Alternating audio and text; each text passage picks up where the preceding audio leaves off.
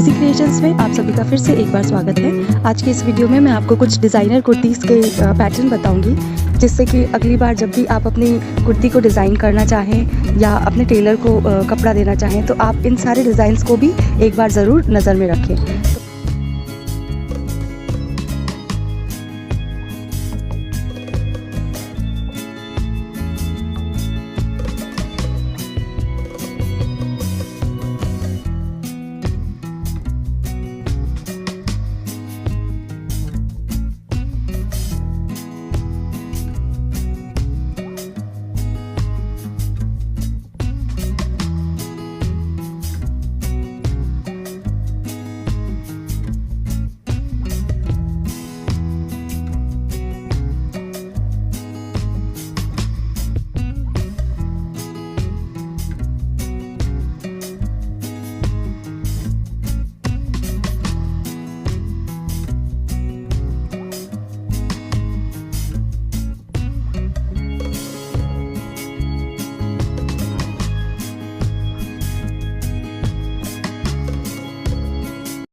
तो फ्रेंड्स, कैसे लगे आज के डिज़ाइंस? आई होप आपको पसंद आए होंगे।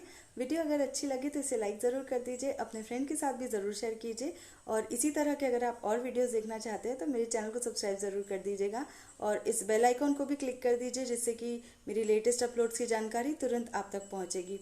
हम फिर मिलेंगे अपनी अगली क्रिएशंस में। वीडियो देखने के लिए बहुत बहुत शुक्रिया।